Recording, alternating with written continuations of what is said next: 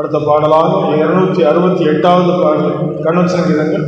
ஆனந்தமாய் நாமே ஆர்ப்பரிப்போமே, அருமையாம் இயேசு நமக்கு அளித்த அளவில்லா கிருபை பெரிதல்லவும் அனுதின ஜீவியத்தில் என்ற பாடல் 268வது பாடல். ஆனந்தமாய் நாமே ஆர்ப்பரிப்போமே,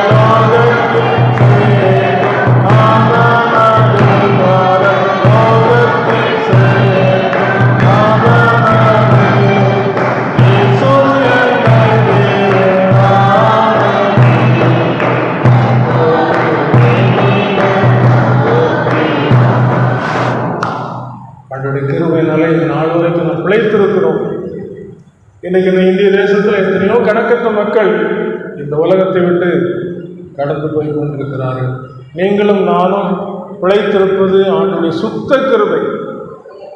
இன்றைக்காவது நாம் மனம் திரும்பி ரட்சிக்கப்பட்டு இந்த பாதாளத்தின் வல்லமைக்கு தப்புவதற்கு முயற்சி எடுக்கிறோமா? இந்த திருச்சபையில் கூடி வருகிறோம். ஆண்டு தெளிவாக சொல்லுகிறார், இந்த திருச்சபையிலிருந்து கொடுக்கப்படுகிற அழைப்பு என் பக்கமாக திரும்புங்கள். மனம் திரும்புதல் ஆண்டவர் பக்கமாக திரும்புவதை தான் ஆண்டவர் என்ன செய்கிறார் பார்க்கிறார். இந்த ஸ்தலத்திலே நாம் கூடி வந்திருக்கிறோம். இந்த ஆலயத்திலே நமக்கு கொடுக்கப்படுகிற நல்ல வார்த்தைகள், ஆசீர்வாதமான வார்த்தைகள். அது மட்டுமல்ல, மகனே மகளே, நீ எனக்குரிய பிள்ளை, நான் உன்னுடைய அனைத்து காரியங்களுக்காகவும் உத்தரவாதம் பண்ணுகிற ஆண்டவர். அந்த உத்தரவாதம் எப்படி தரப்படுகிறது என்று சொன்னால், பரலோகத்தின் தேவன் தமது சாயலிலே நம்மை படைத்தார். அப்படி படைக்கப்பட்ட மனிதன் இன்றைக்கு பின்வாங்கி கீழே விழுந்து தவித்து கொண்டிருப்பதை அவர் தாங்கிக் கொள்ள முடியவில்லை. சில சம்பவங்களை பார்க்கும் பொழுது நல்ல வசதி உள்ளவங்களா இருப்பாங்க, குடிக்கு அடிமையாக இருப்பாங்க, ஏதோ ஒரு பாவத்துக்கு அடிமையாக இருப்பாங்க. அவங்க வாழ்க்கையில் எங்கோ கிடப்பாங்க. வீட்டில் தேடுவாங்க, இன்னும் வரலையே என்ன தேடுவாங்க. ஏன்? என்னுடைய உறவு, இதே உறவு இயேசு கிறிஸ்து தம்முடைய சுயரத்தத்தினாலே சம்பாதித்த இந்த சபையிலே ஒவ்வொரு ஆத்மாவும் ரட்சிக்கப்பட வேண்டும், ஒவ்வொரு ஆத்மாவும் பிழைக்க வேண்டும். பாவத்தின் சம்பளம் மரணம் என்று சொல்லப்பட்டிருக்கிறது நம்ம எல்லாரும் எத்தனையோ முறை கேள்விப்பட்டிருக்கோம்.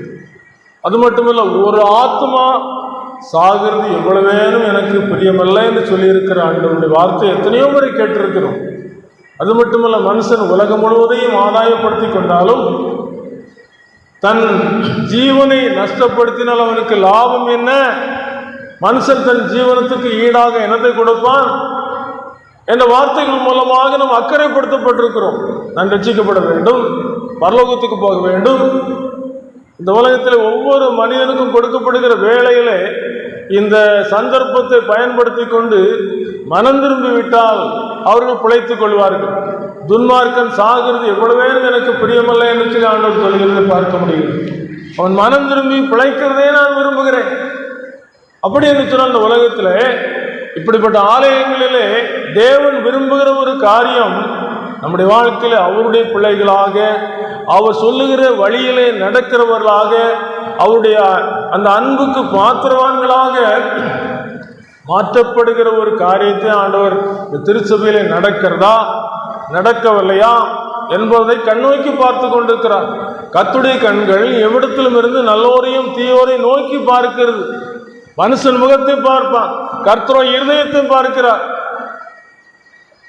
அப்ப இந்த இருதயம் ஆண்டவரை நேசிக்கிற ஒரு இருதயமாக இந்த திருச்சபையிலே உருவாக்கப்பட்டு கொண்டிருக்கிற இந்த காலத்திலே எப்படி இந்த திருச்சபை இயங்குகிறது, எப்படி இந்த திருச்சபையிலே ஆண்டவர் செயல்பட்டு கொண்டிருக்கிறார் என்று சொல்லி சிந்தித்து நீங்கள் பார்ப்பீர்கள் என்று சொன்னால் பலதரப்பட்ட மக்கள் வருகிறார். சிலர் வெளியே வந்து நின்று சிலுவை போட்டுக்கொண்டு போய்விடுவார்கள். சிலர் இந்த ஆலயத்துக்குள்ளே வந்து ஜெபிப்பார்கள். தங்கள் மன கஷ்டத்தை ஆண்டவருடைய சமூகத்திலே ஊற்றி ஜெபிப்பார்கள். எனக்கு தேவன் இறங்க வேண்டும், என்னுடைய குடும்பத்துக்கு இப்படிப்பட்ட காரியங்கள் எல்லாம் இருக்கிறது, இதிலெல்லாம் விடுதலை வேண்டும் என்று சொல்லி மனக்கலேசத்தோடு மனக்கலக்கத்தோடு உள்ளே வந்து ஜெபம் பண்ணுவார்கள். இன்னும் சிலர் இருக்கிறார்கள், இந்த திருச்சபையிலும் வளர வேண்டும், இந்த தேசத்தில் இருக்கிற அத்தனை கோடி மக்களும் ரட்சிக்கப்பட வேண்டும். ஏனென்று சொன்னால் எல்லாரையும் பாவம் மூடிவிட்டது, எல்லாரையும் பாவம் ஆட்கொண்டு விட்டது. ஒரே மனிதனுடைய கீழ்ப்படியாமையினாலே எல்லாரும் பாவிகளாக்கப்பட்டு விட்டோம். எல்லாரும் வழிவிலை ஏகமாய் கெட்டு போனார்கள். நன்மை செய்கிறவன் இல்லை, ஒருவனாகிலும் இல்லை. தேவனை தேடுகிற உணர்வுள்ளவன் உண்டோ என்று சொல்லி பரலோகத்திலிருந்து தேவன் கண்ணோக்கி பார்க்கிறார். ஒருவரும் இல்லை என்று சொல்லப்பட்டிருக்கிறது. சரி, யோசித்து பார்ப்போம். நம்முடைய வாழ்க்கையில் எப்படிப்பட்ட ஒரு சந்திப்பு கிடைத்திருக்கிறதா? மனம் திரும்புகிறதற்கு எத்தனையோ தரம் நாம் ஆண்டவருடைய அன்பின் வார்த்தைகள் நம்மை அவர் பக்கமாக இழுக்கிறது. மனம் திரும்பி இருக்கிறோம் என்று சொன்னால் முதல்ல வீடு அஸ்திவாரம் போடுறதுக்குரிய ஒரு அந்த காரியத்தை போல நாம் நினைத்துக் கொள்ளலாம். எத்தனையோ பேர் தங்களுடைய வாழ்க்கையில மனம் திரும்புவாங்க, அப்படி அஸ்திபாரம் போட்டதில் நிற்கும் வீடு. அதுக்கு பிறகு கட்டி எழுப்பப்படுறதுக்கு வாய்ப்பு இருக்காது, கெட்டப்படாமல் இருக்கும். என்ன இந்த வீடு இன்னும் கட்டி பிடிக்கலையா? அஸ்திபாரத்திலே நிற்குது, மனம் திரும்புதலே நிற்குது. அடுத்தபடி மனம் திரும்பி பரிசுத்தமாகிற ஒரு நிலைமை. ஏன்னு சொன்ன இயேசு கிறிஸ்து இந்த உலகத்தில் 33.5 வருடம் ஊழியம் செய்தார். அந்த ஊழிய காலத்தில் இதான் என்னெல்லாம் சொல்ல சொன்னாரோ அதெல்லாம் இந்த இஸ்ரவேல் நாட்டில் கடந்து போனார். காணாமல் போன ஆட்டை தேடி போனேன், அவரை கண்டுபிடிக்க வேண்டும், அவரை தோளின் மேல் போட்டு மந்தையில் சேர்க்க வேண்டும். இது ஆண்டவர் தெளிவாக செய்து விட்டார். செய்து முடித்து விட்டு இதான் எனக்கு கொடுத்த கிரியை நியமித்து செய்து முடித்து விட்டு நான் போவேன், போய் பரிசுத்த ஆவியாகிய தேற்றரவாளனை உங்களுக்கு அனுப்புவேன். இன்னைக்கு இந்த திருச்சபையில் இப்படிப்பட்ட சத்தம் எதற்காக கொடுக்கப்படும் சொன்னால், பரிசுத்த ஆவியானவர் என்ன செய்கிறாரு? இருக்கிறார். நீ கூடி வந்திருக்கிறீங்க எதுக்கு? இந்த இடத்துல தேவன் இருக்கிறதுக்கு ஒரு அத்தாட்சி என்னன்னு சொன்னா, என் நாமத்தினாலே 2 பேராவது 3 பேராவது கூடியிருக்கிற இடத்துல இருக்கிறேன். இன்னைக்கு விசுவாசம் ரொம்ப குறைந்து போய்விட்டது. ஏன்னு சொன்னா, உலகத்துக்குள்ளே நம்ம போகும்போது நம்ம உலகத்து மனுஷனாவே மாறிடுது. பச்சோந்தி மாறி, பச்சோந்தி என்னச்சு இலையில ஒரு தோட்டத்தில் இருக்கும், இன்னொரு இடத்துல ஒரு தோட்டத்தில் இருக்கும், அப்படி மாற்றிக்கிட்டே இருக்கும். இன்னைக்கு நம்முடைய வாழ்க்கையும் கூட இப்படிப்பட்ட நிலைமையில் இருப்பதற்கு காரணம் என்னவென்று சொன்னால், இந்த எதிராளியாகி பிசாசனுடைய தந்திரமான ஆலோசனை ஒவ்வொருவருக்குள்ளும் அது நம்பக்கூடியதாக காணப்பட்டு அது உள்ள இருந்து கொண்டு இருக்கிறது.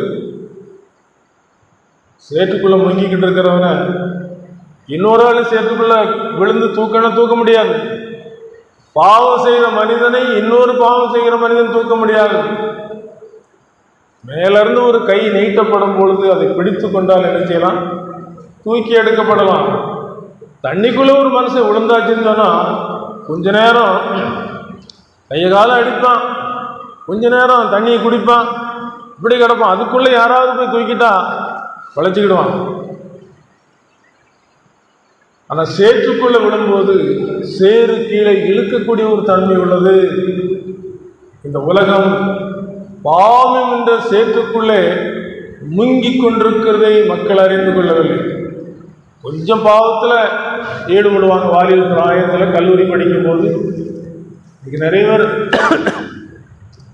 தேவ சமூகத்தை நாடுவதற்கு, விரும்புவதற்கு, தேவ சமூகத்தில் உட்கார்ந்து ஜெபிப்பதற்கு எல்லாம் மறந்து போய்விட்டது. அது எல்லாத்துக்கும் நேரம் கொடுக்கிறாங்க. அந்த ஒரே ஒரு காரியத்தை தெளிவுபடுத்துகிறார். இந்த ஆலயத்துக்கு வரும் என்பதாக ஆண்டவரே நான் என்ன சொல்லணும்ப்பா அப்படின்னு சொல்லி கேட்கும்போது அந்த ஒரே ஒரு காரியத்தை ஞாபகப்படுத்தினார்.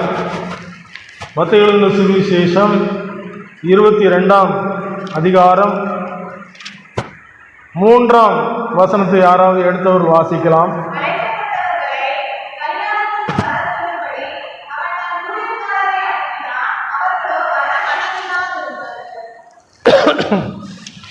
அழைக்கப்பட்டவர்கள் கல்யாணத்துக்கு அழைக்கப்பட்டிருக்கிறாங்க.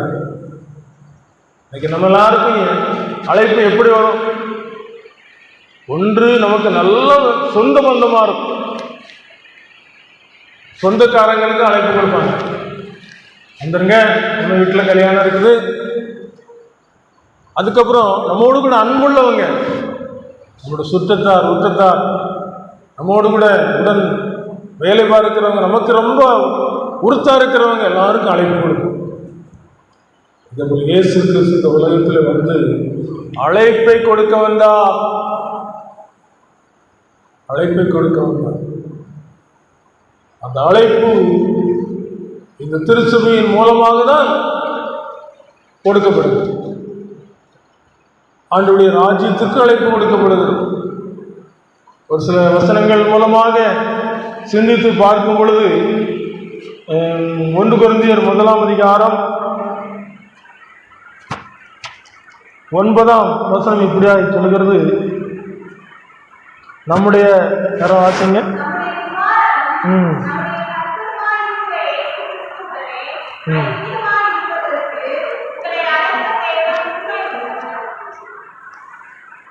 ஐக்கியமாயிருப்பதற்கு உங்களை அழைத்திருக்கிறார். அப்ப நம்முடைய உறவுக்காரங்க நம்மளோடு கூட ஐக்கியமாக இருக்க வேண்டும். இன்னொரு அழைப்பு 1 தெசலோனிக்கேயர் 4:7 சொல்லப்பட்டிருக்கிறது பரிசுத்தத்துக்கு. அதுக்கப்புறம் 2 தெசலோனிக்கேயர் 2:14 சொல்லப்பட்டிருக்கிறது மகிமைக்கு அழைத்திருக்கிறார். இந்த திருச்சபையிலே அந்த மகிமைக்கு நிழலாட்டமாய் இந்த ஆலயம் காணும். இது தேவனுடைய வீடு. நம்ம ஒரு வீடு வச்சிருப்போம், நம்ம வீட்டில் நல்லா அழகாக கட்டி மாளிகை மாதிரி வச்சு அதில் என்ன செய்வோம், நம்ம வசதிக்கு ஏற்றபடி கட்டி நம்ம குடியிருப்போம். இது தேவன் தங்கி இருக்கிற ஸ்தலம். இங்கே என்னெல்லாம் நடக்கும்னு சொன்னால், இது ஜபங்கள் ஏறெடுக்கப்படும். அந்த ஜபத்தினுடைய ஆரம்பம் எப்படி இருக்கும்னு சொன்னால், ஒரு பாவரிக்கு ஜபம் சொல்லப்படும். அதுக்கப்புறம் ஆண்டவரை துதித்து ஸ்தோத்தரிக்கிற துதியின் சத்தம் கேட்கும். அவருடைய மகத்துவங்களை நாம் கேட்கக்கூடிய அந்த சத்தம் துணிக்கும். மகத்துவங்களை கேட்கும் பொழுது தேவன் இவ்வளவு வல்லமை உள்ளவரா, தேவன் இவ்வளவு பெரியவரா, காற்றையும் கடலையும் அதட்டினவரா. அநித்தியமான உலகத்தில் வாழ்ந்து கொண்டிருக்கிற நமக்கு இந்த அழைப்பு கொடுக்கப்படுகிறது. அவரோடு கூட ஐக்கியமாக இருக்க அழைப்பு கொடுக்கப்படுகிறது. அந்த ஐக்கியம் தான் நமக்கு பரிசுத்தத்தை தரும். இந்த இடத்துல பரிசுத்தத்தை தவிர வேறு எதுவுமே பிரசித்தப்படுத்தப்பட மாட்டாது. இந்த ஆலயம் பரிசுத்தமுள்ள தேவன் தங்கி இருக்கிற ஒரு ஸ்தலமாக இருக்கிறது. என் வாழ்க்கையில் நான் பரிசுத்தத்தை பெற்றுக்கொண்ட நாள் முதல் இந்த பரிசுத்தாவியானவர் காட்டுகிற ஒரே ஒரு வழி எது? சிலுவையின் அன்பை குறித்து அவர் கற்றுக் கொடுத்து கொண்டே இருக்கிறார். மகனே, நீ சாகாதபடி உனக்கு பதிலாக இயேசு சிலுவையில் தங்கி இருக்கிறார். உலகமானது சுயஞானத்தினாலே தேவனை அறியாதிருக்கையில் பைத்தியமாய் தோன்றுகிற பிரசங்கத்தினாலே விசுவாசிகளை ரட்சிப்பதற்கு தேவனுக்கு பிரியமாயிற்று. இந்த பிரசங்கம் எதுக்குன்னு கேட்கலாம். இந்த பிரசங்கத்தை செய்கிறார்களே, வர்றவங்களாம் பிரசங்கம் பண்றாங்க. எதுக்காக இந்த பிரசங்கம்? தெரியாத காரியமா? தேவன் நம்மை ஆசீர்வதிப்பார். ஒரே வார்த்தையில் என்ன செஞ்சுருவாங்க, மனதுக்குள்ள அதுக்கு பதிலை கொடுத்துருவாங்க. ஆலயத்துக்கு போய் ஜெபம் பண்ணா ஆசீர்வாதம். அது எப்படி அந்த ஆசீர்வாதம் கடந்து வர முடியும்? திருமண வீட்டுக்கு போன மாதிரி தான் நமக்கு என்ன கிடைக்கும்? ருசியான ஆகாரங்கள் கிடைக்கும். போகிறதுக்கே மனசு இல்லையே. திருமண வீட்டுக்கு போகணும்னு சொன்னால் அதுக்குரிய வஸ்திரங்கள், அதுக்குரிய ஆயத்தங்கள். எங்கே போகிறீங்க? கல்யாண வீட்டுக்கு போகிறோம். ட்ரெஸ்ஸை பார்த்தாலே தெரியுது, நல்ல ட்ரெஸ்ஸாக போட்டிருக்கீங்க, சுத்திகரிக்கப்பட்டிருக்கிறீங்க. கல்யாண வீட்டுக்கு போகிறீங்களா? கல்யாண வீட்டில் இதெல்லாம் கிடைச்சிது. எவ்வளோ சந்தோஷமாக சொல்லப்படுகிறவா. இந்த ஆட்டுக்குட்டியானுடைய கல்யாண விருந்து ஆயத்தமாக்கப்பட்டு கொண்டிருக்கிற இந்த வேளையில இன்னும் தாமதித்து கொண்டிருப்பாங்கன்னு சொன்னால், ஆயத்தப்படுங்கள் என்று சொல்லி ஒரு சத்தம் கேட்கிறது. ஆயத்தப்படுங்கள். எதற்காக? தேவனை சந்திப்பதற்காக. இன்னைக்கு இந்த ஊருக்கு, இந்த தேசத்தினுடைய ஒரு பெரிய ஒரு தலைவர் வருகிறார்னு சொன்னால் முன்னே அறிவிப்பு வந்தோடனே என்ன செஞ்சுருவாங்க? அதிகாரிகள்லாம் வந்து ஆயத்தப்படுத்த ஆரம்பிச்சிருவாங்க. வர்ற இடத்துல எப்படி இருக்குது, பாதுகாப்பாக இருக்குது, எல்லாம் பார்ப்பாங்க. சேனைகளின் கர்த்தர் இந்த உலகத்தில் வரும்போது கோடாகோடி தூதரில் வருவாங்க. கோடாகோடி தூதர் அவரோடு வருவார், கோடாகோடி தூதர் அவரோடு வருவார்.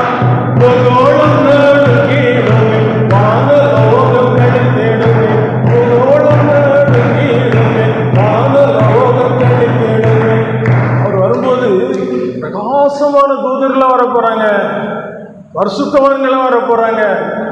உலகத்தில் எதுக்கு வர போறாங்க? மணவாட்டியாக யாரெல்லாம் அலங்கரித்து இந்த அழைப்பை ஏற்றுக்கொண்டு தங்களை சுத்திகரிப்பதற்கு ஒப்பு கொடுத்து எங்களுடைய ஐக்கியம் பிதாவோடும் அவருடைய குமாரனை இயேசு கிறிஸ்துவோடும் என்று சொல்லப்படுகிற வார்த்தைக்கு ஏற்றபடி பேதுரு சொல்றார், அந்த மறு மலையில உண்மையிலே மகிமையா இருந்துன்னு சொல்றார். உலகத்துல எந்த மகிமையும் அதுக்கு ஒப்பிட முடியாது. பரலோகத்தின் மகிமையை குறித்து பாட்டு பாடியிருக்காங்க பக்தர்கள். பரம எருசலேம் இறங்கி வருவதை கண்டேன்னு சொல்லி பரிசுத்தமுள்ள அந்த யோவான் சொல்றாரு, பார்க்கறதுக்கு பிரகாசமா இருந்துச்சு, மகிமையா இருந்துச்சு. அந்த மகிமைக்கு அழைத்திருக்கிறாரு. அப்படி ஐக்கியமா இருந்தாதான் பரிசுத்தம் கிடைக்கும். பரிசுத்தமா இருந்தாதான் அந்த மகிமைக்குள்ள போக முடியும். உலகத்தில் நம்ம ஆயத்தப்பட்டிருக்கிறோம். திருச்செந்தியில் சங்கம் கட்டுறோம், ஞானஸ்நானம் எடுக்கிறோம், டாப்பில் பேர் வருது. சங்கம் கட்டும் போது சங்க புஸ்தகத்தில் பேர் வருது, பார்த்து சந்தோஷப்படுது. வேதத்தில் சொல்லப்பட்டிருக்குது ஜீவ புஸ்தகம் ஒன்று இருக்குது. இந்த உலகத்தின் முடிவில் புஸ்தகம் திறக்கப்படும். புஸ்தகங்கள் திறக்கப்படும். அங்கே யார் யார் பேரெல்லாம் இருக்கிறோம் அவங்கெல்லாம் என்ன செய்வாங்க, நித்தியத்துக்குள்ள பிரவேசிப்பாங்க, மகிமைக்குள்ள பிரவேசிப்பாங்க. அங்க அந்நாடு விருந்து தான். ஆட்டுக்குட்டியானுடைய கல்யாண விருந்து. மணவாட்டி தன்னை ஆயத்தப்படுத்த வேண்டும். தாமதிக்கிறார் என்று சொல்லுகிறபடி சிலர் தாமதிக்கிறன்னு சொல்லி எண்ணாம ஒருவரும் கேட்டு எல்லாரும் ஆயத்தப்பட வேண்டும். இப்ப பிறந்திருக்கிற பிள்ளைகள் ஆயத்தப்படணும், வாலிப தம்பிமார் ஆயத்தப்படணும். வாலிபருடைய வாழ்க்கை எப்படிப்பட்டதாக இருக்கு? உலகத்தழுதி ஓடிக்கொண்டிருக்கிறாங்க. வாலிப தம்பிமார், வாலிப தங்கச்சிமார், உங்களுக்கு சொல்லப்படுகிற ஒரே ஒரு வார்த்தை, வாலிபனே, வாலிப பிராயத்தின் சிருஷ்டிகரை நினை. ஏன்னு சொன்னா, நீ இவ்வளவு அழகா படைக்கப்பட்டிருக்கான்னு சொல்லி உன்னை குறித்து நீ பெருமைப்பட்டுக் கொண்ட. உன்னை படைத்தவரை நினை. படைத்தவருக்கு இடம் கொடுக்கிறாயா? படைப்புகளுக்கு இடம் கொடுக்கிறாய். நேரம் இல்ல. இன்னைக்கு நம்ம நேரம் சொல்லும் போது அவர் சொல்றாரு, வீட்டு எஜமான் எழுந்து கதவை பூட்டின பின்பு நீங்கள் வெளியே நின்று தட்டும்போது நீங்கள் எவ்விடத்தாரோ உங்களை அறியேன் என்று சொல்லிவிடுவேன் என்று சொல்லுகிறார். ஐயா, நீங்க எங்க தெருவில் பேசுனீங்களே, கேட்டோமே, தெரியாது. சில வசனங்கள் இருக்கு, சொல்றதுக்கு கஷ்டமா இருக்கு. நீங்கள் எவ்விடத்தாரோ உங்கள் அறியேன்னு சொல்லுவேன்னு சொல்றாரு. போக்கிரிகள் புரளிக்காரர் போய் ஒளிப்பாரே, போக்கிரிகள் புரளிக்காரர் போய் ஒளிப்பாரே, தீக்கிரையாவதை எண்ணி தியங்கி தியங்கி அழுவாரே, தீக்கிரையாவதை எண்ணி தியங்கி தியங்கி அழுவாரே. இன்னைக்கு நம்ம போய்கொண்டு ஒரு நாளை ஆரம்பிக்கிறோம்னு சொன்னா, இந்த நாளின் கடைசி பகுதிக்கு வரும்போது என் இருதயம் தேவனோடு கூட இருந்ததா, தேவனை துதித்ததா, அல்லது சத்ருவுக்கு இடம் கொடுத்திருக்கிறேனா? அன்று சொல்ல ஒரே வார்த்தையில் சொல்றார், திருடன் திருடவும் கொல்லவும் அழிக்கவர்கள் வேறொன்றுக்கும் வரா, நானோ அவைகளுக்கு ஜீவன் உண்டாயிருக்கும், அந்த ஜீவன் பரிபூர்ணப்பட வந்தேன். நமக்குள்ள அந்த ஜீவனை கொடுத்து ஒரு தாய் தன் குழந்தையை பராமரிக்கிறது போல பராமரித்து நமக்கு அந்த வேத வசனங்களை கற்றுக் கொடுத்து, நான் உன்னை விட்டு விலகுவதும் இல்லை, உன்னை கைவிடும் சொல்லி நமக்கு உறுதியான ஒரு நம்பிக்கை கொடுத்து நம்மோடு கூட இருந்து தேற்றுகிற ஆண்டவராக இந்த வேத வசனங்களை விட்டு வழி விலகாமல் செல்வதற்கு என்னெல்லாம் இந்த அன்னாடு நம்மை சந்திக்க வருகிறவராக இருக்கு. ஏன்னு சொன்னா, ஏதேன் தோட்டத்திலே உருவாக்கின மனிதன் பாவம் செய்து கீழ்ப்படியாமல் தேவ சமூகத்தில் நிற்பதற்கு பயந்து ஒடித்துக் கொள்ள போது, ஆதாமே எங்கே இருக்கிறாய், எங்கே இருக்கிறான்னு சொல்லி கேட்டார். இதுக்கு அப்படிப்பட்ட ஒரு ஆண்டவர், அழைக்கிற ஆண்டவர், பெயர் சொல்லி அழைக்கிற ஆண்டவர். இதுக்கு உங்களை அழைக்கிறார். எதற்காக? அவரோடு கூட ஐக்கியமாக இருப்பதற்காக, அவர் உங்களை பரிசுத்தமாக்கப்படுவதற்கு, இந்த ஐக்கியத்தில் இருந்து நீங்க பரிசுத்தமாகுவதற்காக. எங்களுக்கு திருச்சபையில ஆண்டவரோடு கூட ஐக்கியம் வைத்திருக்கிறீர்களா? ஊழியக்காரரு சரீரம் பலவீனமாய் வீட்டில் உட்கார்ந்துட்டாரு. பார்க்கறதுக்கு ஒரு கூட ஒளிஞ்சீர மனுஷன் போய் பார்க்க போகும்போது சகோதரனை கேள்விப்பட்டேன், உடம்புக்கு ரொம்ப முடியலன்னு சொல்லி, இப்போ எப்படி இருக்காப்பா அப்படின்னு சொல்லி கேட்கும்போது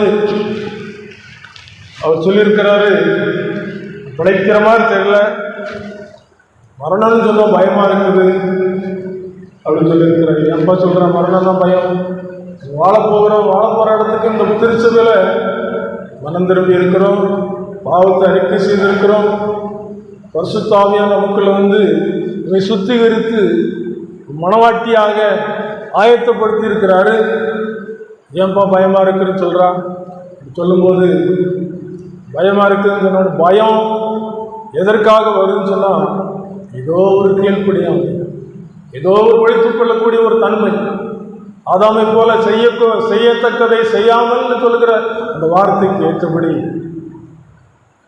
செய்யக்கூடாத ஒரு காரியத்தை செய்திருக்கிறார். ஜோமன்னு ஆண்டு பாவத்தை உணர்த்துவார். ஜோமனிட்டு 2 நாள் கழிச்சு வர, நீ ஆண்டவருக்கு வெளிப்படுத்துறத பாரு அப்படின்னு சொல்லிட்டு போயிட்டார். 2 நாள் கழிச்சு வர்றாரு. கழிச்சு இப்போ எப்படி இருக்கான்னு சொல்லி கேட்கும்போது, ஆண்டு ஏதாவது வெளிப்படுத்தினாரா? வெளிப்படுத்தினாங்க. ஒரு கோழி முட்டை சுற்றி வருது, ஒரு கோழி முட்டை சுற்றி வருது. என்னப்பா சொல்கிறான்? அநேக வருடங்களுக்கு முன்பதாக பக்கத்து தோட்டத்துக்காரன் சொன்னான், நல்ல விளைச்சல் வரும்னு சொன்னால் அப்படிதான் செய்திருக்கேன், நீங்களும் செய்யலாம், காசு கொடுங்க, நான் செய்துட்டேன்.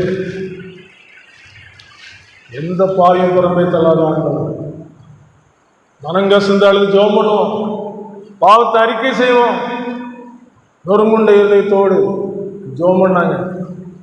பாவம் மன்னிக்கப்பட்டது. திருப்பி 2 நாள் கழிச்சு வாருன்னு சொன்னாங்க. இப்போ எப்படிப்பா இருக்கான்? நல்ல சந்தோஷமா இருக்கு. மகிமை தெரியுது. மாட்சிமையும் மோட்சனங்க மகிமையை சொல்வேன், மாட்சிமையும் மோட்சனங்க மகிமையை சொல்வேன், அந்த மங்களத்தில் மாளிகைகள் போசே, அந்த மங்களத்தில் மாளிகைகள் போசே, பட்டணத்து நீதியெல்லாம் சுந்தர் பொன்னாவே, பட்டணத்து நீதியெல்லாம் சுந்தர் பொன்னாவே, அங்கே பாடுவோரும் கோடி, அங்கே பாடுவோரும் கோடி. சந்தோஷமாக 2 பேரும் மாறிட்டாங்க. அதுக்கு பிறகு என்ன நடந்திருக்கும்? தேவனுடைய ராஜ்யத்துக்குள்ள பிரவேசிக்கிற ஒரு காரியம் நடந்திருக்கு. இந்த உலகத்துல துரைத்தனங்களையும் அதிகாரங்களையும் புரிந்து கொண்டு வெளியரங்கமான கோலமாக்கி அவைகள் மேல் சிலுவையில் ஆணி அடித்து வெற்றி சிறந்த ஆண்டவர் நமக்கு கொடுக்கிற ஒரே ஒரு காரியம், விலை மதிக்க முடியாத ஒரு விடுதலை, மன்னிப்பு. இங்கிலாந்து தேசத்துல ஒருவர் பாவ மன்னிப்பின் அந்த சந்தோஷத்தை விளக்கும்படியாக ஒரு காரியத்தை செய்து, நல்ல வசதி உள்ள மனிதர், நிறைய பேருக்கு கடன் கொடுத்திருப்பார்கள். ஒரு நாள் இந்த இடத்துக்கு வாங்க, உங்களுக்கு மன்னிப்பு கொடுக்கிறேன் அப்படின்னு சொல்லி எல்லாருக்கும் அழைப்பு கொடுத்திருந்தார். எல்லாரும் வந்தாங்க, குறிக்கப்பட்ட நாளில் எல்லாரும் வந்துட்டாங்க. அந்த அழைப்பை கேட்டு எல்லாரும் வந்துட்டாங்க. அவர் இருந்த அறைக்குள்ள என்ன செய்யல, ஒருத்தரும் போகல, எல்லாரும் வெளியே கூடி நிற்கிறாங்க. ஒரு வயதான தம்பதி தூர இடத்துல கூட்டத்தை பார்த்த உடனே, கடன் மன்னிக்கப்படும் சொன்ன இடம் இதுவா? இதேதான். யாருக்காவது கடன் மன்னிக்கப்பட்டிருக்கா? மன்னிக்கப்படலை. எதுக்கு? யாரும் உள்ள போகல. வெளியே இருக்கிறவங்களுக்கு என்ன, கடன் பட்டிருக்கோம், உள்ள போன பிடிச்சு வச்சு கட்டிட்டு போன்னு சொல்லிடலாம், முடிஞ்ச முடியாது. மன்னிச்சா நல்லதான், அந்த எண்ணம் யாருக்கும் வரல. இவங்க யோசித்தாங்க, இந்த கடன் மன்னிக்கப்படுற இடம் தான் வந்திருக்கும், உள்ள போய் தான் பார்ப்பேன். உள்ள போனாங்க. அவர் எழுந்து அவருடைய கடன் பத்திரத்தை வாங்கி சிகப்பு மையால கோடு போட்டு, உங்களுக்கு கடன் மன்னிக்கப்பட்டது. எவ்வளோ சந்தோஷமா இருக்கும். வெளியே போறதுக்கு அவங்க நினைக்கும் போது கொஞ்ச நேரம் இருக்கு, வேற யாராவது வர்றாங்களா பார்ப்போம், உட்காருங்க.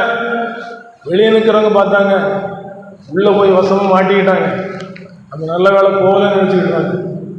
டைம் ஆச்சுது, வெளியே வந்தாங்க, துள்ளி சொன்னாங்க, இயேசுவுக்காய் எல்லாம் பாடும் எங்கும் சகித்த, இயேசுவுக்காய் எல்லாம் பாடும் எங்கும் சகித்த, சுத்த பரிசுத்தரெல்லாம் துள்ளி சாடி பாடுவார், சுத்த பரிசுத்தரெல்லாம் துள்ளி சாடி பாடுவார். இன்னைக்குதான் இருக்குது மகிமையை பார்க்கும்போது துள்ளி சாடுற கூட்டம். மற்றவங்க மலைகளை நோக்கி, குன்றுகளை நோக்கி, இந்த ராஜாக்களும் சேனை தலைவர்களும் பிரபுக்களும் மலைகளே எங்களை மறைத்துக் கொள்ளுங்கள், குன்றுகளை மறைத்துக் கொள்ளுங்கள் சொல்லி ஒழித்து ஓடுவாங்கன்னு சொல்லப்பட்டிருக்கு. தேவனுடைய பிள்ளைகள் ஓட மாட்டாங்க, அவர் சமூகத்தில் காணப்படுவாங்க, சந்தோஷத்துக்குள்ள பிரவேசிப்பாங்க. 2 பக்கம் கூட்டம் நிறுத்தப்பட்டு சொல்லப்பட்ட நியாய தீர்ப்புல, இந்த நியாய தீர்ப்புக்கு உட்பட்டவங்க அது எப்படி மாறும் தெரியுமா? தன்னை பரிசுத்தம் செய்த குமாரனுடைய ரத்தத்தை அசட்டை பண்ணி துணிகரமாய் பாவம் செய்யும் பொழுது அதற்கு செலுத்தத்தக்க வேறொரு பலி இனி இராமல் நியாய தீர்ப்பு வரும் என்று பயத்தோடு எதிர்பார்ப்புகள் சொல்லப்பட்டது. நாய் தான் கக்கினதை திரும்பவும் அது சாப்பிடும்படி போவது போல எனக்கு அநேகருடைய வாழ்க்கை பாவத்திலையும் பரிசுத்தத்திலையும் இருக்கிறாங்க. இதை குறித்து எசேக்கியேல் 33:31 சொல்லப்பட்டிருக்கு பாருங்க. எசேக்கியேல் 33 அதிகாரம் 31 வசனத்தை யாரும் வாசிங்க. வழக்கத்தின்படி உன்னிடத்தில் வந்து உனக்கு முன்பாக என் ஜனங்கள் போல் உட்கார்ந்து ஒரு வார்த்தைகளை கேட்கிறார்கள், ஆனாலும் அவர்கள் அவைகளின்படி செய்கிறதில்லை. அவர்கள் தங்கள் வாயினாலே இன்பமாய் பேசுகிறார்கள், அவர்கள் இருதயமோ பொருளாசையும் பின்பற்றி போகிறது. பணம் பணம் காசு, பணம் நம்மளை காப்பாற்ற. கொரோனா டைம் வந்துச்சு, பணம் காப்பாத்துச்சா? காப்பாத்தல. இயேசு கிறிஸ்து நம்மை காப்பாற்றி இருக்கிறார். அந்த ஒரு அலையை தாண்டி இருந்திருக்கோம், இன்றைக்கு பிழைத்திருக்கிறோம். ஆனால் இது நிரந்தரமான ஒரு பிழைப்பு அல்ல. இந்த சரீரத்தில் நமக்கு கொடுக்கப்பட்டிருக்கிற ஆயுசு நாட்கள் பலத்தின் மிகுதினால் என்பது ஒரு சொல்லப்படுது. அது மேன்மையானது, வருத்தமும் சஞ்சலமே. ஆனால் நித்தியம் எங்கே? அது சொல்லியிருக்கிறார், நம்முடைய குடியிருப்போ பரலோகத்தில் இருக்கிறது. பரலோகத்துக்கு செல்வதற்கு இந்த திருச்சபை நமக்கு நல்ல ஒரு அழைப்பு, நல்ல சந்தர்ப்பம் கொடுத்திருக்கிறது. ஒரு வாலிபன் தங்கச்சி வாழ்க்கையில் ஒப்பு கொடுத்தாங்க.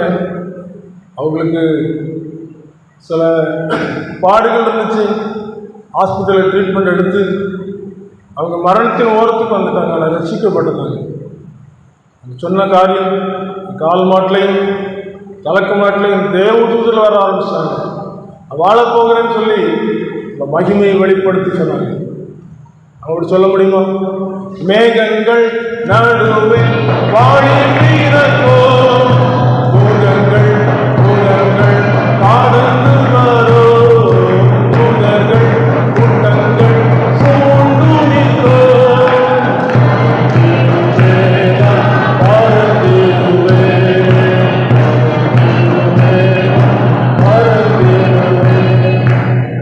பறந்து செல்வதற்கு இந்த திருச்சபையில் நமக்கு ஒரு வாய்ப்பு கொடுத்தவர்கள் இந்த வாய்ப்பை பயன்படுத்தி கொண்டு ரட்சிக்கப்பட்டவர்களின் கூட்டத்தில் இருப்பதற்கு தேவன் கிருபை செய்வார். முழங்கால் படியிட முடிந்தவர்கள் முழங்கால் படித்து ஜெபிப்போம். காணிக்கப்படலோ ஆண்டவர் நம்முடைய இருதயத்தை பார்க்கிறார். இருதயம் எப்படிப்பட்டதாக இருக்கிறது? பொருளாசை பின்பற்றி போகிறது என்று சொல்லப்படுகிறது.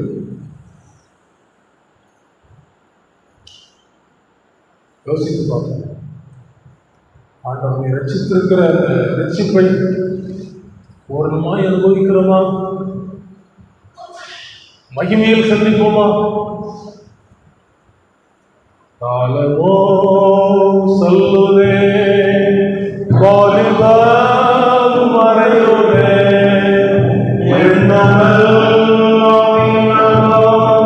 கல்வியெல்லாம் மண்ணாகோ மகிமையில் இயேசுவை தரிசிக்கும் நேரத்தில் அந்த நாள் நல்ல நாள், பாக்கிய நாள். அந்த நாள் நல்ல நாள், பாக்கிய நாள். பெரிய ஒரு பிரபலமான ஒரு பாடை லதா மங்கேஷ்கர். அவங்க கிட்ட காலகாலத்தில் சுவிசேஷத்தை சொல்ல போனவங்க, அம்மா ஜெபம் பண்ணும்மா, இந்த உலகம் நமக்கு நிரந்தரம் அல்ல, கைவிடுகிற உலகம். காலாகாலத்தில் ஜெபம் பண்ணிடுவோம், ஆண்டவர் நோக்கி கேட்போம். உள்ள விளையேறப்பட்ட ஆத்மா இருக்கு, அது இந்த உலகத்துக்குரியதல்ல, நித்தியத்தில் வாழ்வதற்குரியது. ஆத்மா அழியாதுமா, சரீரம் அழியும், ஆத்மா அழியாது. கேட்கல. கடைசியில் அவங்களுக்கு வியாதிப்பட்டு ஒரு சின்ன அறைக்குள்ள வைக்கும்போது அவங்க யோசிச்சிருக்கிறாங்க, எனக்கு பெரிய பெரிய மாட மாளிகை இருக்குது, ஏகப்பட்ட வசதி உள்ள விலையேறப்பட்ட வஸ்திரங்கள் இருக்குது, விதவிதமான காலணிகள் இருக்குது, ஆனால் எல்லாமே எளிமையாக எனக்கு கொடுத்து வைக்கப்பட்டிருக்குது. இதுக்கு பிறகு இந்த உலகத்தை விட்டு கடந்து போயிருக்கு, எனக்கு 5 அடி இடம்தான் சொந்தம் சொல்லியிருக்கிறாங்க. கடைசியில் நம்ம உணர்வதை பார்க்கிலும் நமக்கு கொடுக்கப்பட்ட காலத்தில் இருதயத்தை இயேசுவுக்கு கொடுத்து விட்டால் சுத்தப்படுத்தி பரிசுத்தப்படுத்தி, மகனே மகளே நீ வாழ பிறந்த பரலோகத்தில் உனக்கு ஒரு இடம் ஆயத்தமாக்கப்பட்டு விட்டு சந்தோஷமாய் பிரவேசி என்று சொல்லுகிறார். இந்த அனுமதி சீட்டை இந்த திருச்சபையிலே சிலுவையை நோக்கி பார்க்கிற ஒவ்வொருவருக்கும் இயேசு கொடுக்கிறார். உனக்காக நான் மறைத்திருக்கிறேன், உனக்காக ரத்தம் சிந்திருக்கிறேன், என்னை ஏற்றுக்கொள்வாயா? ஏற்றுக்கொள்வாயா? அவளோடு